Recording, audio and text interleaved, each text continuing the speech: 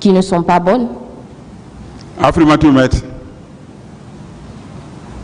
Je vais revenir un peu en arrière. Vous nous avez confirmé ici qu'au moment où vous aviez été détaché au centre d'instruction de Kaléa, c'est le général de brigade Jacques Touré qui était à l'état-major de la gendarmerie nationale. Affirmative, maître.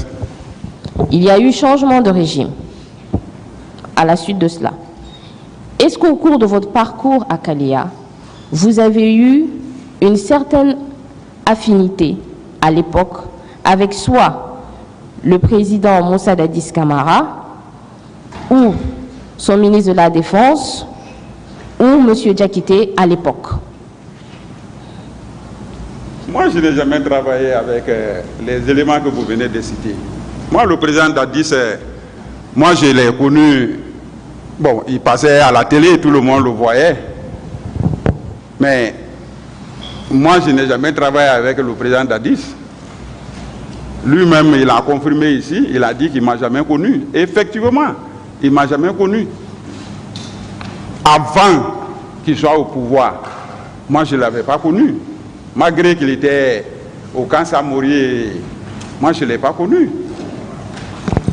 Pendant encore son règne, moi, je n'ai pas travaillé avec eux, je n'étais pas un membre du CNDD, ni un chef d'état-major de l'armée guinéenne. Donc, vous n'aviez eu aucune affinité avec aucun d'entre eux? Non, maître. Maintenant, si vous n'avez pas eu d'affinité avec l'un d'entre eux, vous relevez de la gendarmerie nationale. Est-il possible, en connaissant la nomenclature de la gendarmerie ainsi que de l'armée, que vous puissiez donner des ordres ou que vous puissiez être complice d'une quelconque exaction au niveau du stade du 28 septembre? C'est pas possible, maître. C'est des accusations non fondées. Je vous remercie, Monsieur le Président. Merci, Monsieur le Président, de m'avoir donné la parole. Colonel, bienvenue Lama. Président, maître. Vous pouvez revenir un peu sur votre interpellation. Comment vous avez été interpellé? Comment vous avez été interpellé pour vous retrouver devant le doyen des juges? Bon, c'est à partir de l'ouverture du procès, le 21 novembre 2022, au petit matin, j'ai été appelé par le colonel directeur central des investigations judiciaires de la gendarmerie, le colonel Fofana. Il m'a appelé pour me dire de venir le voir et que j'étais concerné par une commission rogatoire. Je me suis déplacé. Ce jour même, je devrais aller au sport. J'avais mes maillots de sport qui se trouvaient dans mon sac. Et c'est à partir de là-bas, il m'a remis une convocation. La convocation émanant du doyen des juges d'instruction de Dixine. Et sans tarder, je me suis rendu directement dans le bureau du doyen des juges d'instruction. Et arrivé, il m'a dit, pendant l'instruction préparatoire, vous avez bénéficié d'un non-lieu. Il me dit, c'est la nouvelle charge. Yeah. Et il me dit qu'il va... Il m'a posé des questions. J'ai dit, je ne reconnais pas ces faits. Il me dit, bon, je vais te placer en détention préventive au niveau de la maison centrale de Conakry. Bien. Et c'est comme ça que j'ai été arrêté. Bien. Et ça trouvait que le procès venait de démarrer. Il y avait eu 1 mois, 26 jours. Très bien. J'ai été arrêté. Très bien. Revenons sur ce procès verbal de déposition dont le doyen vous a parlé. Est-ce qu'il vous a montré l'acte? Non, ce jour, il ne m'a pas montré. Très bien. Ce document, c'est celui-là, ce procès verbal. On va un peu en parler, ce procès verbal. Tout à l'heure, le président vous a fait des remarques même à la première audience en ce qui concerne le fait que vous vous dites que c'est parce que vous êtes guerrier que vous êtes là. Est-ce que ce propos vient de vous? Ça ne vient pas de moi. Ça vient de qui? Ça vient de Toumba. Et de Soumaoro, n'est-ce pas? Effectivement. Je reviens sur un passage. Je pense que vous devriez vous mettre au-dessus de ces discours comme ça. C'est pas parce que Paul a dit pendant le procès, pendant le premier procès, que vous allez les réitérer, les utiliser. Je crois que vous devez vous mettre au-dessus de certains discours. Je vous en prie, maître, évitez au maximum des discours régionalistes ou identitaires. Posez des questions. Monsieur le Président, allant dans le sens de la manifestation de la vérité, c'est ce qui peut aider. Ce n'est pas en posant des questions identitaires ou régionalistes. C'est pas tout ce qui est important, on n'a pas besoin de tout ça, maître, s'il vous plaît. Monsieur le Président, vous savez, ça ressort du réquisitoire introductif de Monsieur le procureur. Et c'est l'acte principal, Monsieur le Président, qui fait que mon client est ici à cette barre. Il faut qu'on en parle. Il est ici à la barre, c'est là l'instruction définitive. Le réquisitoire définitif, vous le savez autant que moi, ça ne lie pas le tribunal là. Maître, s'il vous plaît, posez des questions qui puissent vraiment aider le tribunal. Je comprends, Monsieur le Président. Mettez-vous au-dessus de ça, maître. Je comprends votre préoccupation. Et on en parlera certainement dans nos plaidoiries, mais c'est ce qui est prévu dans ce dossier. Monsieur Colonel, bienvenue là-bas. Président maître. Nous allons continuer. On va parler de ce PV. Est-ce que vous avez une fois été OPJ? Est-ce que vous avez une fois été habilité en qualité d'OPJ? Affirmatif, j'ai été habilité. Bien. Monsieur le Président, vous permettez que je lui présente ce document? Allez-y.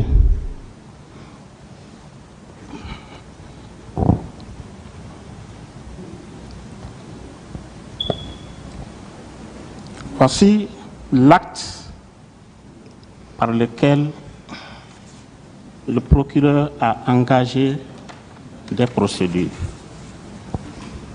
Si vous avez été une fois habilité comme OPJ, c'est-à-dire officier de la police judiciaire, est-ce qu'un PV qui n'est pas signé par la personne que vous entendez est un PV régulier? Négatif, ça rentre en nullité. Vous avez un procès verbal d'audition de témoins qui n'est pas signé par les témoins, qui est signé par monsieur le procureur. Affirmatif. Bien.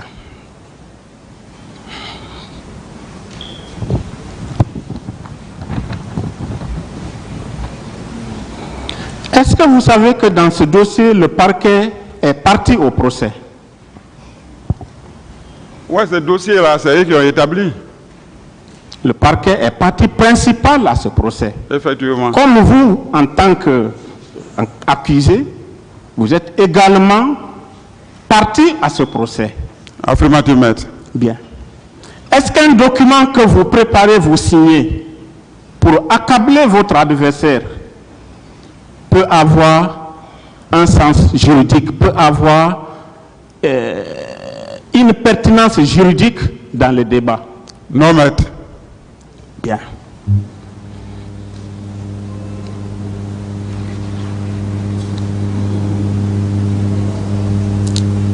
C'est-à-dire le parquet se fait un document et sur la base de ce document, il fait un réquisitoire aux fins de saisine réquisitoire aux fins de saisine.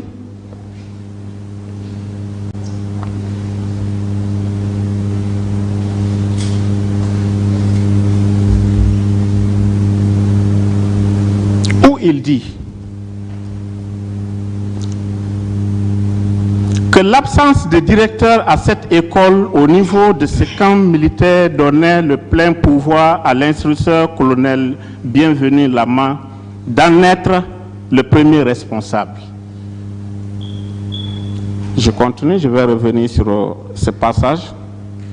Qu'en outre, étant au bureau le vendredi 4 novembre 2022, une des anciennes recrues de ce même camp ayant choisi l'anonymat se présentait spontanément à notre parquet pour nous expliquer les circonstances dans lesquelles 300 de leurs collègues avaient été sélectionnés par le colonel Bienvenu Lama, appuyés par les missionnaires qui s'y étaient rendus pour les envoyer à la présidence.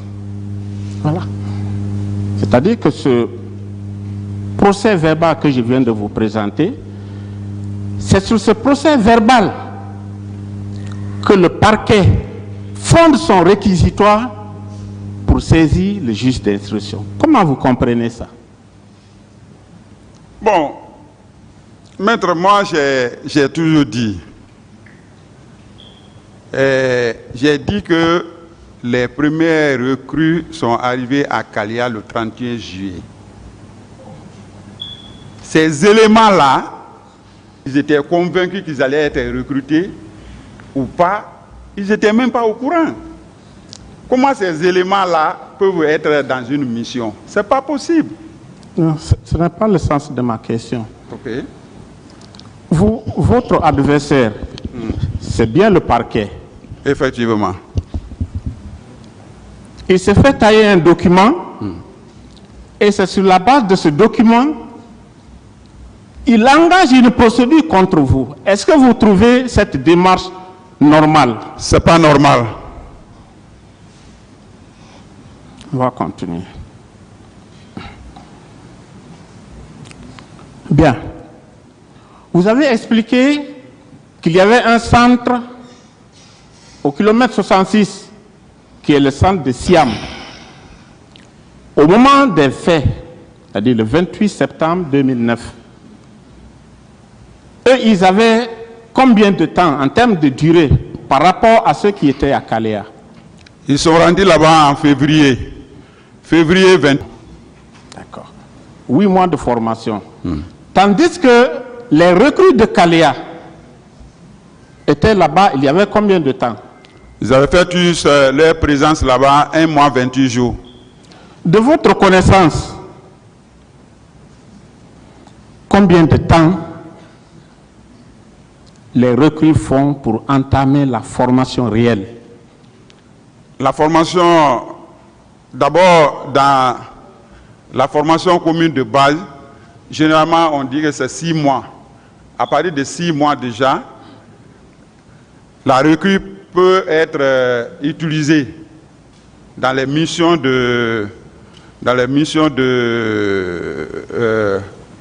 au niveau des missions de la garnison.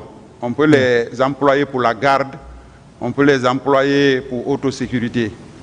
D'accord. Est-ce que pour les recrues qui n'ont fait que 1 mois 28 jours peuvent aller dans une mission? Ce n'est pas possible.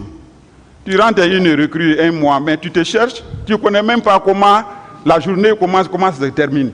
Tu ne peux pas réfléchir jusqu'à ce niveau. Si Mamadi Soumaoro dit, s'il parle de commando de fantassins, est-ce qu'en ce moment, on pouvait parler de commando pour les recrues de Kaléa de 2009 là? Ce n'est pas possible. Ce n'était pas possible, n'est-ce pas? Non. S'il y a eu des commandos ou des fantassins qui se seraient rendus, comme ils le disent, est-ce que ça ne pouvait pas être seulement que ceux de Siam? C'est possible. Parce qu'eux, ils avaient déjà 8 mois de formation, n'est-ce pas? Affirmatif, maître. Est-ce que cela ne corrobore pas avec l'interview de M. Toumba ainsi que la liste des 26 éléments que lui-même est allé prendre à Siam. Ça corrobore, maître. On dit l'enquête à ce niveau. Il pourrait même les interpeller. Bien. Parce que l'objectif, c'est ça, où les gens ont quitté. Dites-moi, M. Soumaoro qui se dit être recruté par M. Toumba, Aboubakar Sidiki Diakité, quelle crédibilité pouvez-vous accorder à ces déclarations? C'est pas pour son parent. Il est venu soutenir simplement les dires de son parent. Est-ce que s'il l'a recruté dans l'armée, il ne peut pas aussi le recruter pour vous salir? C'est possible. C'est ce qu'ils sont en train de faire. Est-ce qu'on peut considérer que c'est ce qui est arrivé? Il a recruté juste pour venir vous salir, n'est-ce pas? Affirmative, maître. Alors, il se dit être adjudant-chef. Et le parquet reprend les mêmes termes lorsqu'il nous a envoyé la liste de ces témoins. Est-ce que le parquet,